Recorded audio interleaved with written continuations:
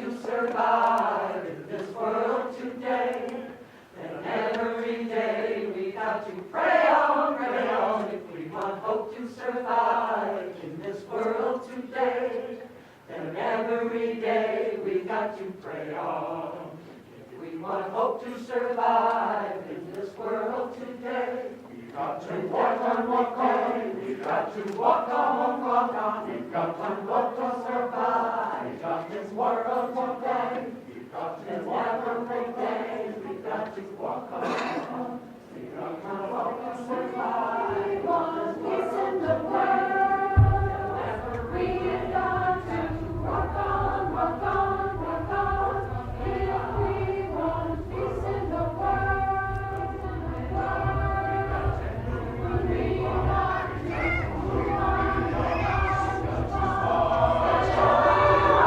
Peace in my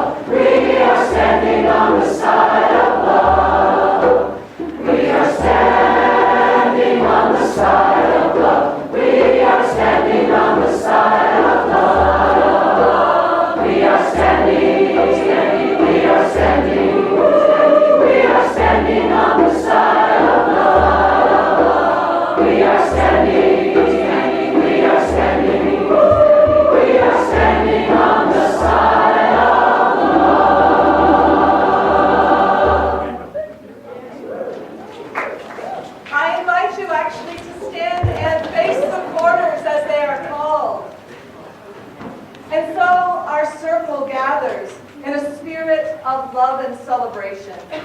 I bring greetings from your sister congregation, the Unitarian Universalist Church of Cheyenne, Wyoming, who invoke and bring the blessings of the East and the spirit of air which animates and connects us all. Ruach, breath of life, the wild, bright, and fierce spirit of the human intellect, the power of the creative mind. All of these we call forth at this potent moment of beginning. Like air, may the spirit of our interconnectedness be our guide and our promise, today and always. Amen, Ashe, blessed be, Aho.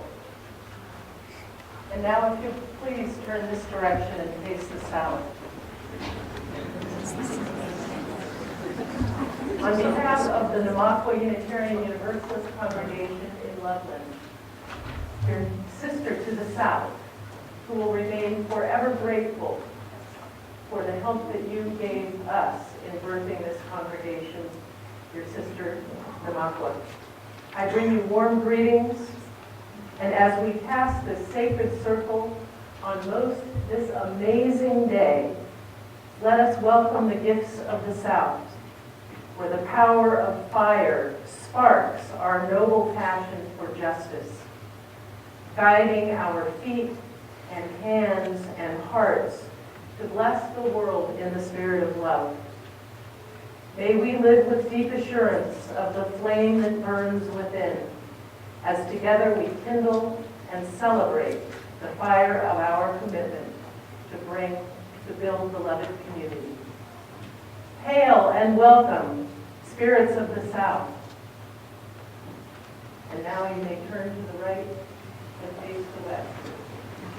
I bring a warm welcome to all gathered, bearing the gifts of the West and the friendship of the Unitarian Universalist Fellowship of Laramie, where the power of water invites us to dive deep, stay connected to our emotions, to be guided by our intuitions, and to take risks.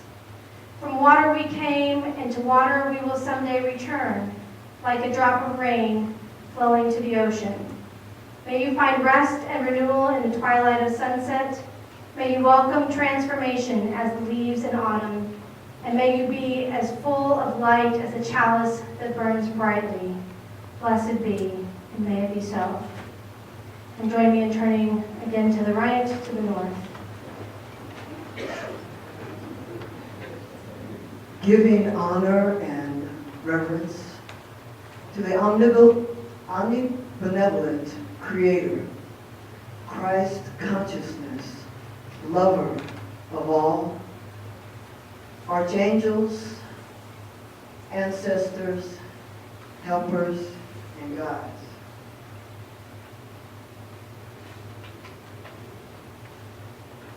And all relational beings, with all whom are gathered here, from covenantal beloved communities of various paths.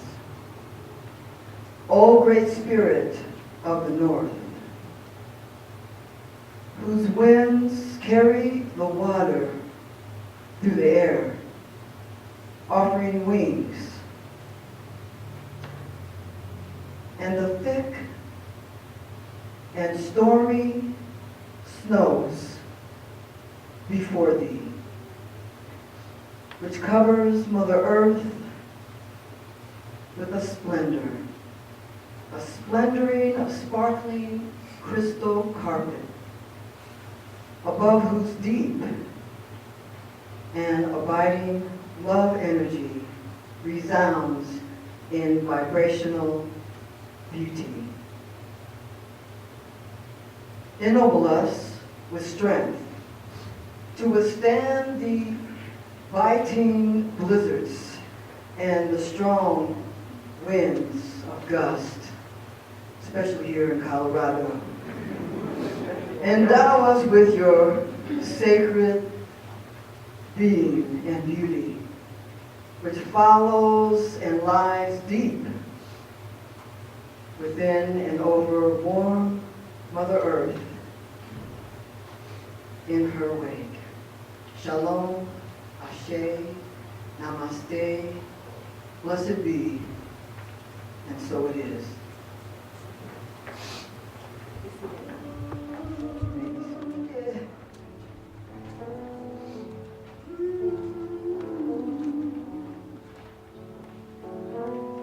God, my feet, while I run this race. God, my feet, yeah, while I run this race. God, my feet, while I run this race. 'Cause you know I don't want to run this race in vain. Sing it quietly with me. Hold my hand, somebody, while I run this race. Hold my hand, yeah.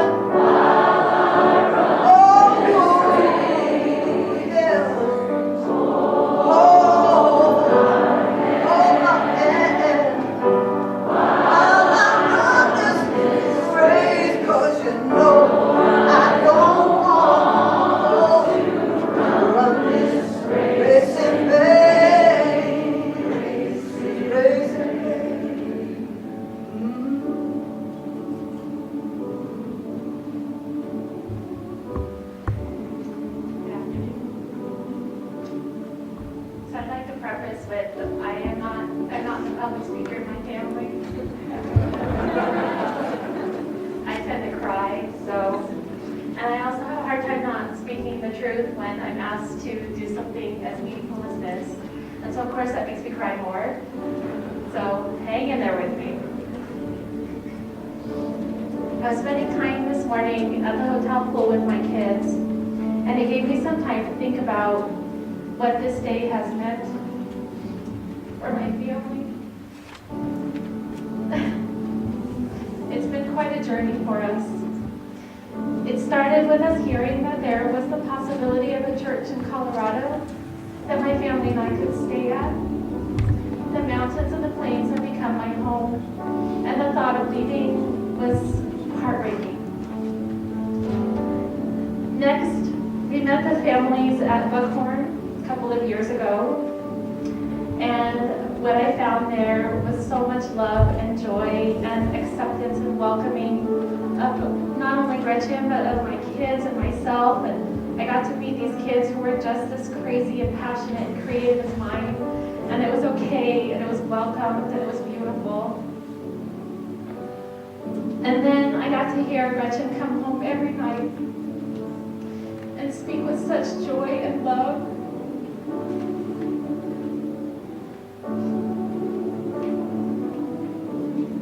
About the people that she gets to spend her day with, and that you are all as passionate about Unitarian Universalism as she is. And that's amazing. And then the day of the call, I was in the back and I was holding my son and he was terribly sick. But my daughter got to come up here with Gretchen and thank you. And you welcomed our family and you welcomed Gretchen, and it was amazing. It was beautiful. And now with our plans to move to Fort Collins this summer and to sign our names to the membership book and to become a part of this community, I never dreamed that this could happen. I knew that Gretchen would find an amazing job, but I didn't know that we would find a community to be a part of. So Gretchen and I have practiced leaps of faith since we met 15 years ago. And by some sort of miracle, every time we leap, we're caught with grace and beauty and everything that we would ever dream of. And so when we took this leap 2 years ago, to be in this moment now and to be caught by this community, it's more than I ever expected. So I light this chalice today in gratitude for leaps and appreciation for the people who will catch us, and in the hope that as we continue continue the leap, we'll catch each other. Thank you all for coming. You're so nice and you all have really good peace in your heart. Thank you for coming. This is a very great church. Thanks for picking my mom.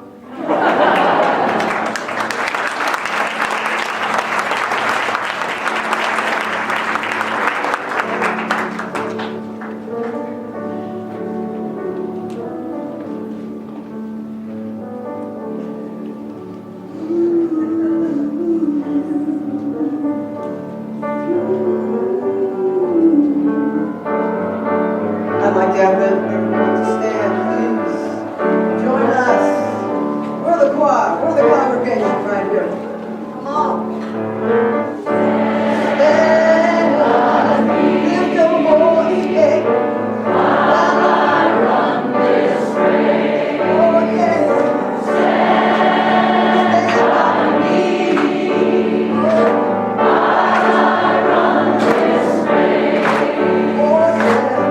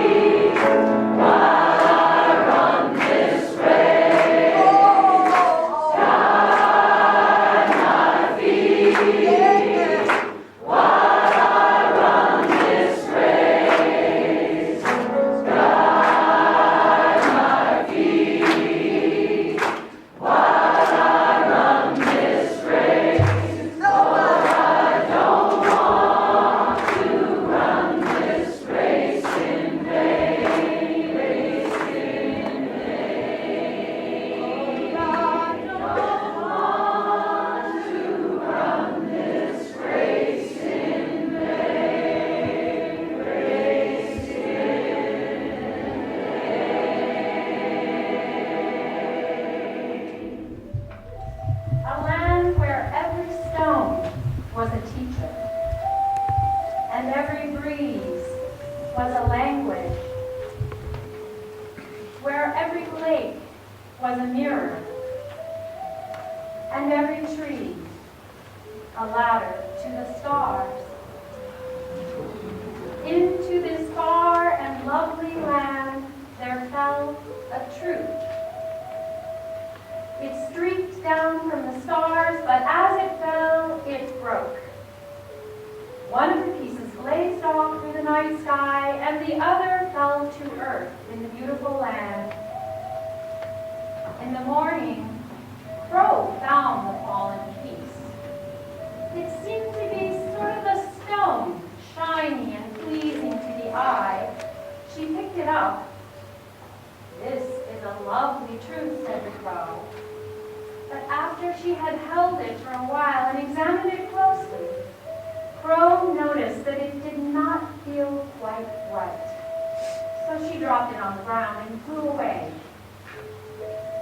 Then a human being found it. And when he found the broken truth, he picked it up. On it was writing, and the writing said, "You are loved." The man held it carefully, thinking it was the loveliest thing he had ever seen. He tucked the broken truth into his pocket and kept it. Sometimes he would take it out and admire it. He thought that it sparkled just for him and whispered its message to him alone. The man took the wonderful truth to his people, and together they cherished their newfound truth, and they believed in it. They hugged it to themselves, and it became their most precious possession, and they called it the truth. The truth made the people feel good and proud and strong, but soon they also began to feel fear and anger towards those who were not like themselves and did not share their truth. Many battles were fought, and the broken truth was won and lost and won and lost over and over again. The stones and the trees suffered, and the animals and the earth, and most of all the people suffered. Until one day, a little girl who was troubled by the suffering decided to go looking for help. After traveling many days, she came to a great hill in the very center of the world, and there she found Old Turtle. "Why have you come so far to find me, little ones?" asked Old Turtle. "You haven't asked a question," answered the little girl. "Where I live, the earth is sore, people suffer, battles are fought. People say it has always been this way and will never change. Can it change? Can we make it change?" Old Turtle told her how the people had found the broken truth and the suffering that it had caused. "You must remember, the broken truth and life itself will be mended only when one person meets another, someone from a different place, or with a different face, and sees themselves. Now you must return to your people and tell them what you've seen and learned. But wait, take this with you." Old Turtle placed something in the girl's hand. "I've saved this for a very long time, for someone just like you. It was a kind of a stone, a mysterious, beautiful stone. It was lovely to touch, and it made her feel good inside. Thank you, Old Turtle," she said, and she returned home. But when she arrived, the people did not recognize her, and when she spoke, they did not understand her. Finally, she saw their great truth where it was kept, in a high tower above the village, and she knew what to do. She climbed to the high place. She took Old Turtle's stone from her pocket, and carefully she added the missing piece to the old broken one.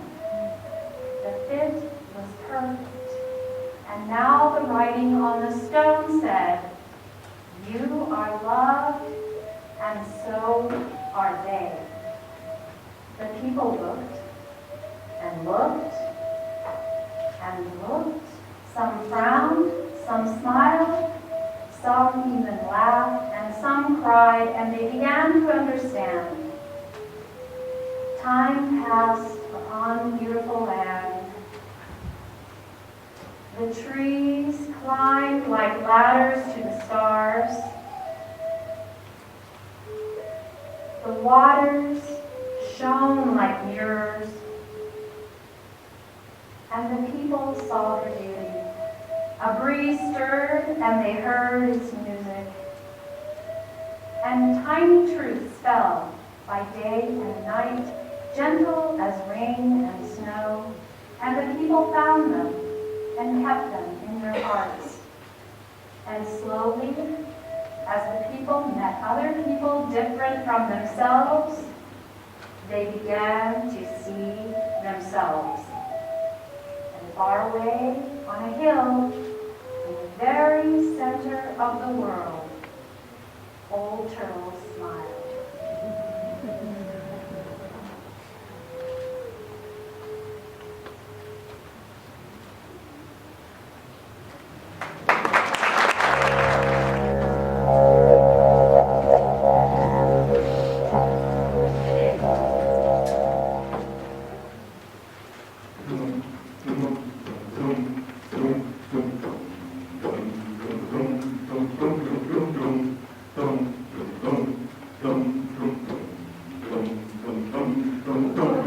do unto others before they do unto me. Must I arm myself to protect myself from harm and injury? Don't you know that is not the lesson that I learned on my mother's knee when she told me to do unto others only what I have had them do unto me.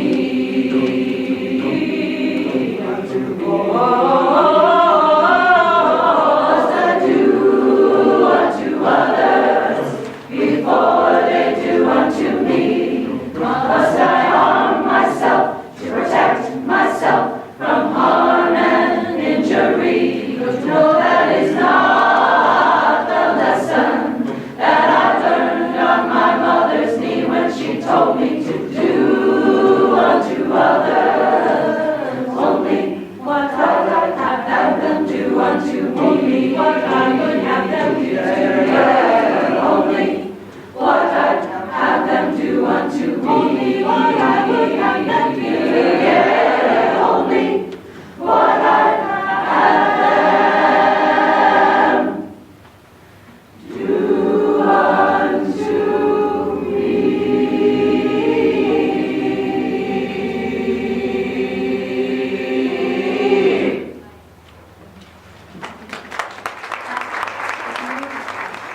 Collects us together, holds us, ties between us, stretches out far beyond us and into the whole world. Beyond that, even into the truth of the stars. Be with us here now. Bless this woman, Gretchen. Bless this congregation, for they are beloved. In these moments shared together, let the words that are spoken be echoed in this room. May they reach back to clasp the hands of our Unitarian Universalist ancestors who have gone before, who have paved the path for us. And let us embrace one another, understanding that our life is better and deeper and stronger because we promise together to love. And let us reach out beyond these walls, beyond our relationships, beyond our comfort, and into the wide expanse of the unknown. And may it be something for us that is not full of fear. Let us be bold. Let us stretch out our arms to include those who are not yet born into this faith that we cherish. Let us see that life is abundant even when we fear it might be scarce. Let us open our mouths to share the good news of beloved community with our neighbors, knowing that we have something powerful and good to share. Open our ears to hear one another and all who will be touched by the blessings of this covenanted and beloved community, by all of the ministry that has been done and will be done. And open our hearts, that they might well up with the energy of what is possible, love expanded, community deepened, passionate compassion, ancient and emerging wisdom, soaring music that lifts up our heads and our hearts, and transformation that leaves none of us untouched. And let each of us, and all of us together, embrace unknowing, that we might be humble and bold. May we embrace discontent that nags gently and persistently at our minds until we live into the vision of a wide, deep, transformative, just, and loving community. We need one another. We need life. May we remember that we need our half of the truth, beloved community. And may we also remember that we need the other half that speaks to the wide world of good people waiting for hope. As Gretchen is installed in these moments next, may we speak together to her and to ourselves that great and mysterious truth. Each one is worthy, and we are better together. A blessing on you, Gretchen. A blessing on you, Foothills congregation. A blessing on our faith. A blessing on our world. We are the ones who will make it so. and it is good to be together. So be it. Blessed be. Amen. We gather to install Gretchen Haley as the associate minister of this church, and in the spirit of mutual love, to rededicate ourselves to the values of this congregation and the liberal traditions of which we are part. In this act of installation, we speak the covenant between this congregation and our minister, whom we have freely chosen and who has freely chosen us. In giving voice to this covenant, we acknowledge the trust, respect, and confidence we place in each other, and express our commitment to work together in shared ministry. Will the members of the Foothills Unitarian Church please rise in body or in spirit and join with me in the words of the installation.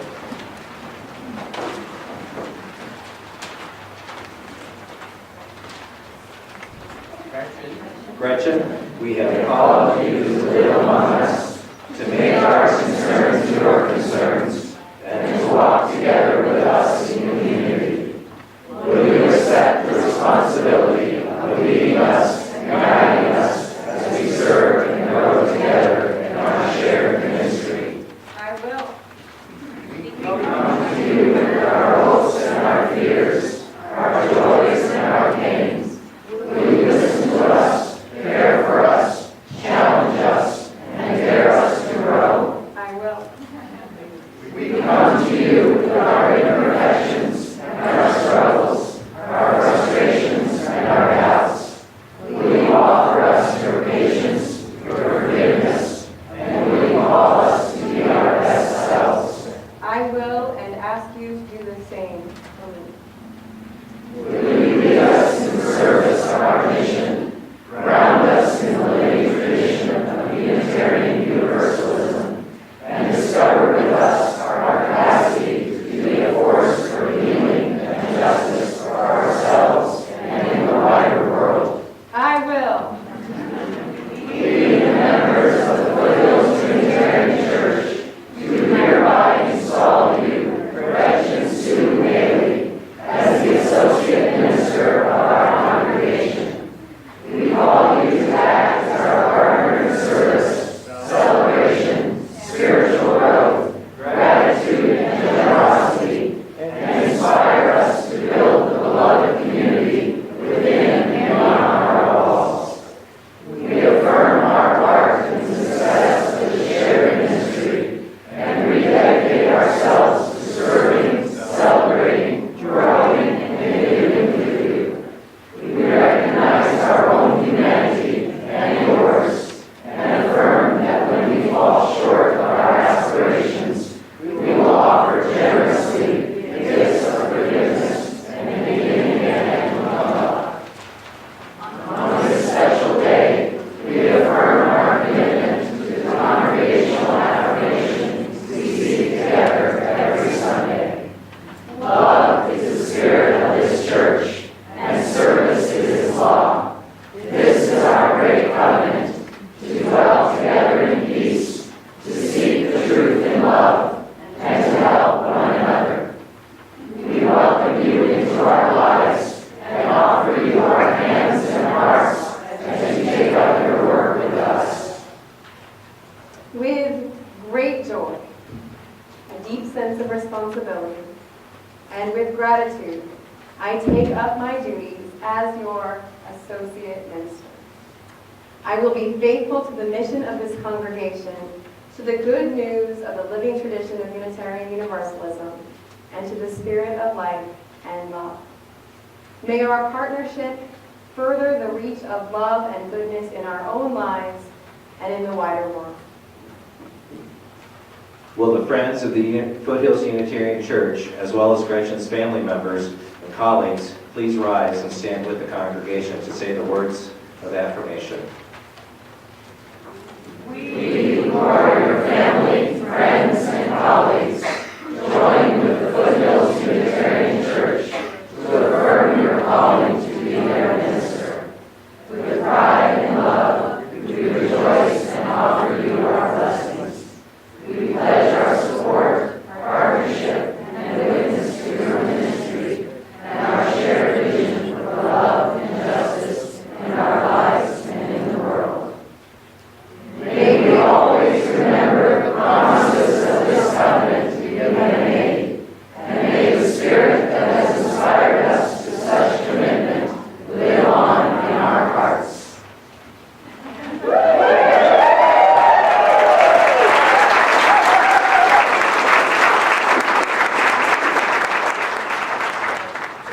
Gretchen, I am honored to welcome you into the ranks of the called ministers of the Foothills Unitarian Church. And I want you to see, in my typical fashion, the handwriting that is so readable.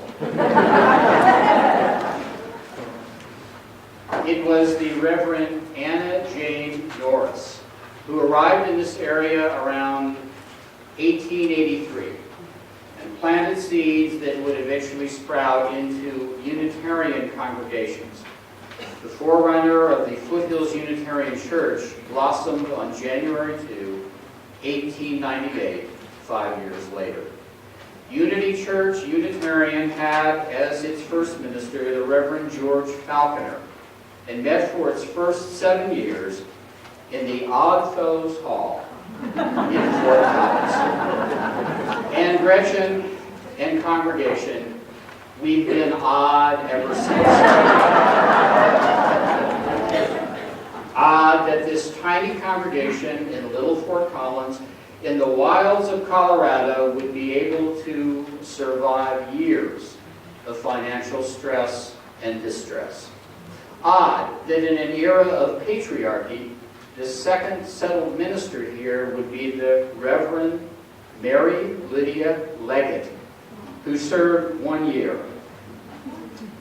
As for the fact that the Reverend Mary Leggett did not marry until she was in her late 60s, and that she married a fellow minister, the Reverend George Willis Cook, and that he lived only a week after their marriage,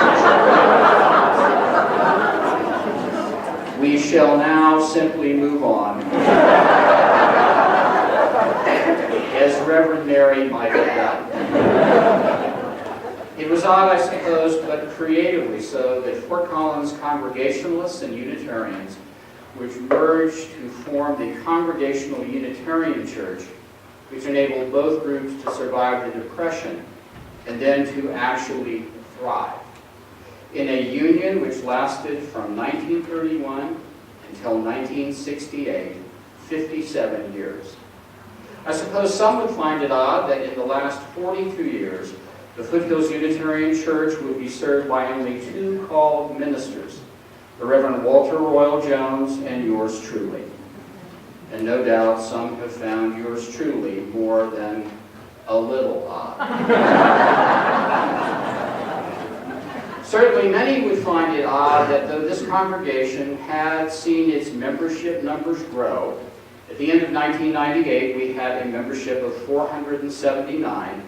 It would have taken us until March 9, 2014 to install the first called associate minister in our history, our first called second minister ever. But some might say that we hesitated because in some way unknown to us, we were waiting for you.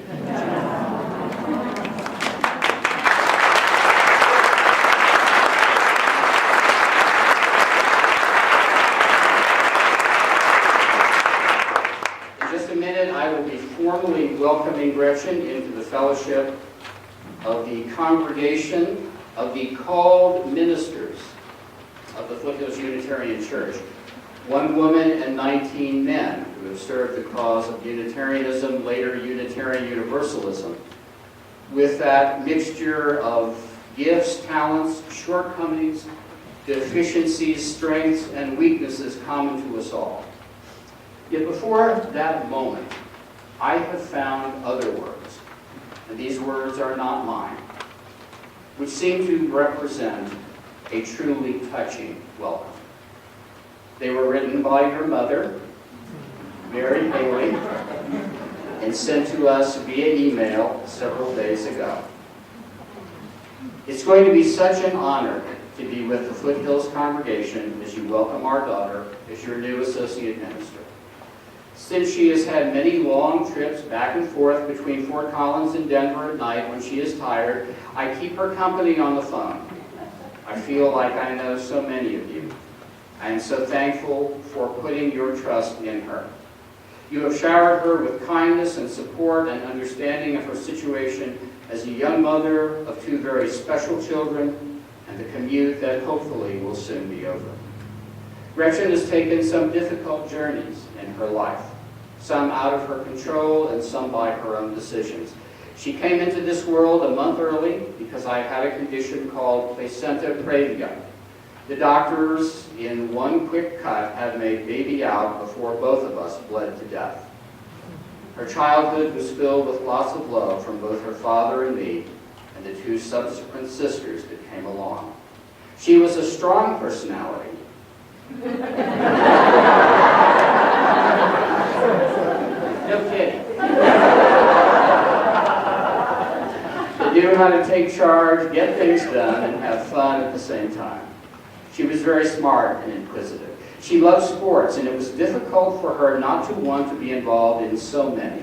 She settled on swimming and tennis, but that does not mean that we have not clapped for her in soccer, baseball, and basketball.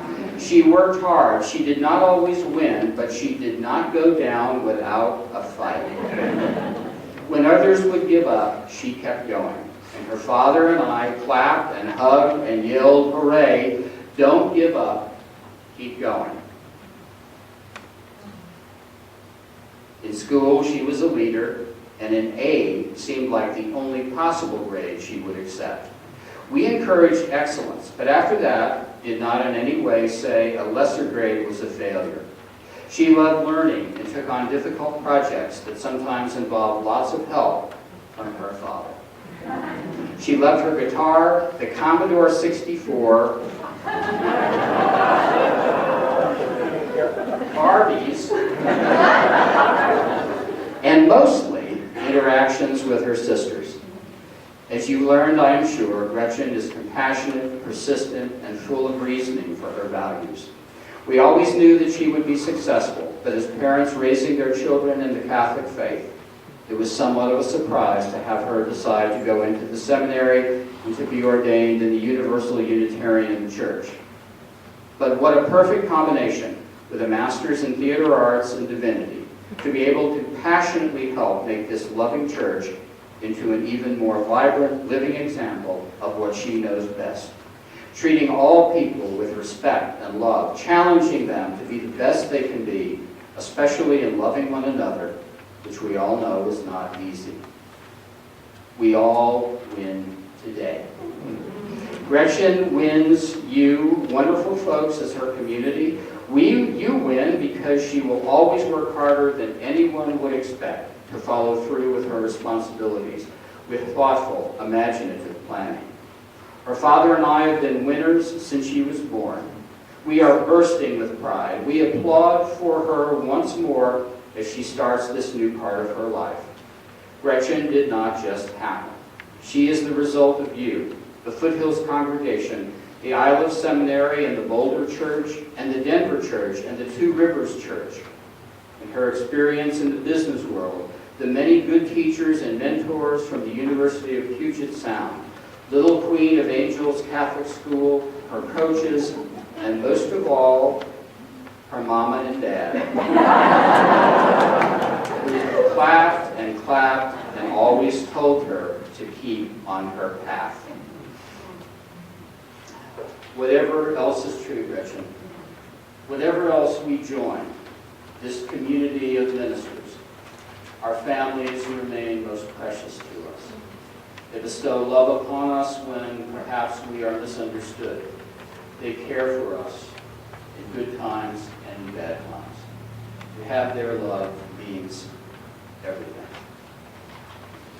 So, I welcome you into this fascinating community, a community of holy discontent, seeing things as they might be transformed.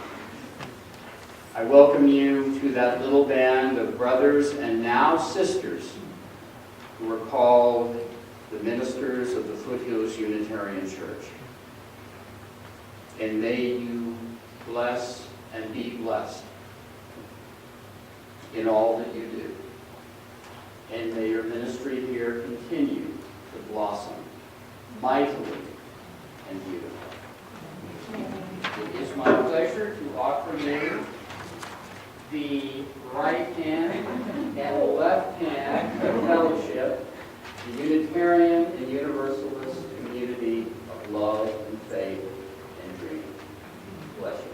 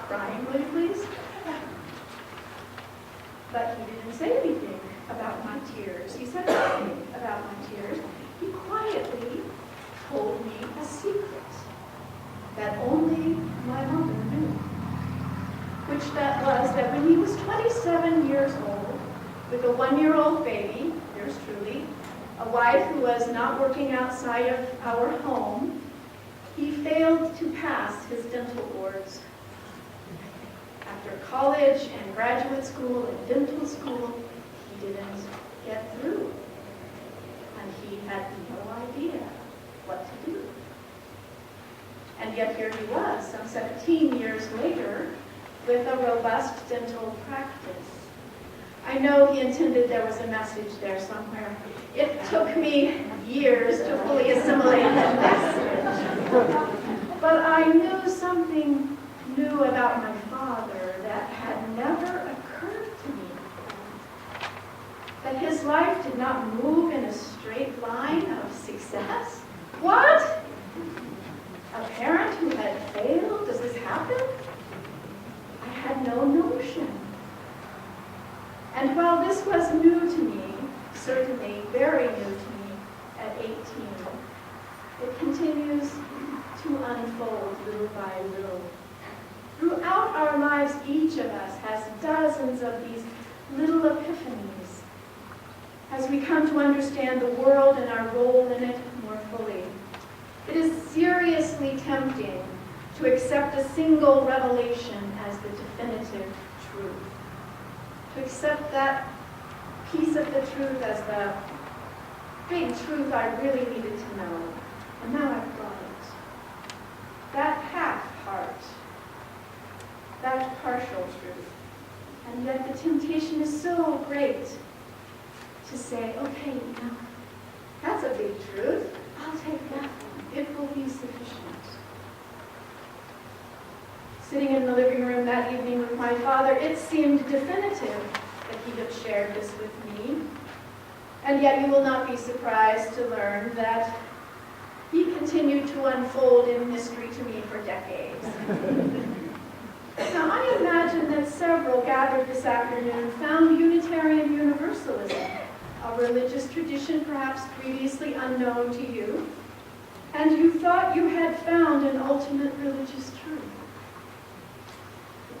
A non-creedal church respecting personal freedom? Wow, that's pretty worthy. Let's grab that one. Let's take that one to our hearts. And yet, my friends, it is a partial truth. We are non-creedal, and we will respect your personal freedom of belief. And that is simply the opening truth of Unitarian Universalism. It is that lovely, partial truth. It is what calls people into our congregations in the first place. It is a first impression. And it is what drew you because it was the truth you sought. And it was what you needed. This precious tradition, though, is so much more nuanced and complex and demanding than many realize when they first take that opening truth to their hearts. A more whole truth of Unitarian Universalism is that all of the freedom comes with tremendous personal responsibility. You knew that was coming, didn't you? I mean, it was a story about my father, right? Personal responsibility had to be in there somewhere. The more whole truth involves these things, which are each of our responsibility. To do our own work, reconciling our own demons, coming to as much wholeness as each of us is able to find. To become self-aware, aware of the impact my life has on the world, aware of the impact your life has on the world. To frame your story as an example of resilience and abundance. For your children, for my grandchildren now, we need stories of resilience and abundance. Those about failing your dental boards and going on. Those about not getting into the first choice college and going on. You are responsible for building your own theology, one of meaning and purpose that makes your life deep and rich.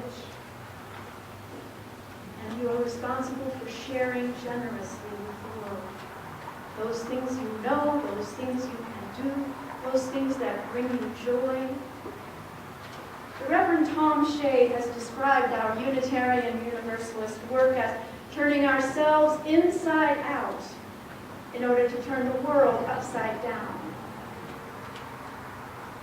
That's no small charge for each of us and for all of us together. This work begins with the solemn and enlivening truth that courageous love will transform the world. Sometimes accepting this challenging love is very difficult. It is more challenging to accept the love than it is to give the love.